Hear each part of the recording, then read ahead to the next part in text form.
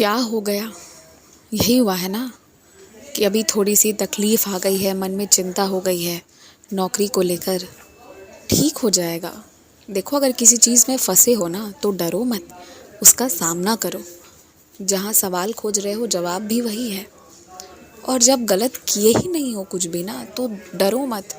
अब तुम्हारे साथ वाले लोग ना जो तुम्हें पसंद नहीं करेंगे वो तो तुम्हें डराएंगे ही, वो तो चाहेंगे ही कि बिन गलती किए तुम स्वीकार कर लो कि तुमने सब गलत किया है। वो तो तुम्हारी इच्छा शक्ति को कमज़ोर करने का प्रयास करेंगे। पर तुम्हें मुझ पर तो भरोसा है ना। चलने दो ना जो जैसे चल रहा है।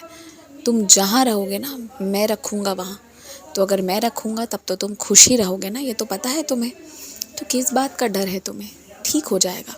तुम्हारे ऊपर लगे आरोप सारे हट जाएंगे। एकदम परेशान मत हो। तुमने ना आज से कुछ साल पहले एक महिला की बहुत मदद की थी। लेकिन उस महिला की आदत ना उस वक्त वो वाकई में ज़रूरतमंद थी, इसलिए उस वक्त तुमने सही किया। पर उसकी आदत ऐसी हो गई है ना कि तुम उसकी ज़रा सी भी अगर उसे अपना हाथ देते हो कि वो तुम्हारा हाथ पकड़कर आगे बढ़े ना, तो वो तुम्हारा हाथ ही नहीं पकड़ती है, तुम्हारा पाँव पकड़कर तुम्हें पीछे रोक देती है और खुद आगे बढ़ने लगती है। और फिर तुम जैसे आगे आते हो फिर वो तुम्हारा पाँव पकड़कर रोक देती है। यहाँ ना वो कुछ उल्टा करने की कोशिश है। तुम्हें खुद समझना चाहिए कि अब किसे तुम्हारी ज़रूरत नहीं है और अब किससे तुम्हें दूरी बनानी ज़रूरी है। ये समझते हुए ना तुम्हें अब छोड़ देना चाहिए ऐसे लोगों का साथ सानिध्य। मतलबी लोगों से बिल्कुल दूर रहो। और एक बात और याद रखो, तुम जिसकी खूब सहायता करोगे ना, हाँ, उस व्यक्ति से कभी भी उम्मीद मत रखना। उम्मीद रखकर कभी किसी की सहायता मत करना, कभी भी नहीं। तुमने कुछ नमकीन दुकान से लेकर आए थे ना, सामने से बनवा कर, पर तुमने लाकर ना उसको ऐसी जगह रख दिया था कि घर पर किसी को मिला ही नहीं और वो नमकीन कोई खाया ही नहीं। तो अब क्या करना है उसे तुम्हें? उसे फेंकना मत तुम। हो सकता है कि वो कोई पशु खा ले। वो बुरी स्थिति में नहीं है पर तुम्हारे खाने लायक नहीं है। और वो पशु को भी तभी देना जब तुम्हें लगेगा कि हाँ, अगर वो खा सकते हैं तो। अगर लगे कि वो ख़राब है तो मत देना।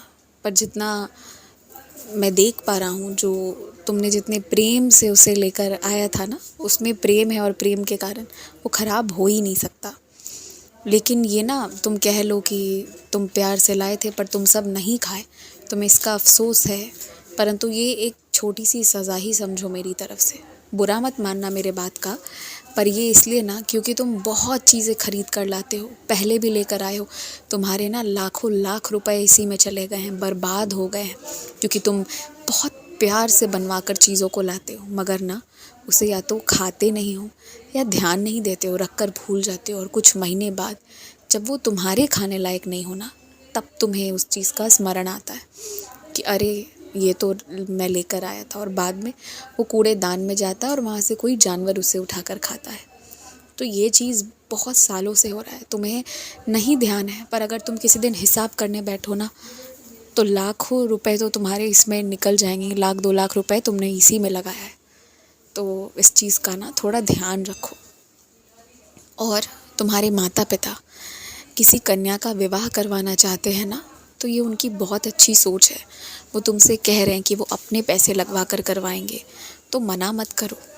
देखो, बहुत आशीर्वाद मिलेगा, क्योंकि इसी को तो बेसहारा कहते हैं, इसी को तो लाचार कहते हैं। और ऐसे ही लोगों का तो साथ देना चाहिए। तो तुम्हें अपने माता पिता को ना रोकना नहीं चाहिए। पर हाँ, तुम एक तय कर लो कि इतने पैसे लगाओगे तुम सारे लोग मिलकर। कितने लगाओगे? 50,000, 51,000, 1 लाख रुपए, जितने भी लगाने हैं। मुझे लगता है 51,000 में भी हो जाएगा। और उसमें सब लोग मिलकर खुशी खुशी कर दो।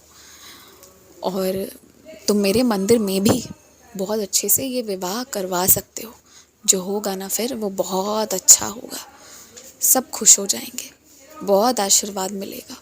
ये अच्छी चीज़ें होती हैं, ये सब करते रहना चाहिए।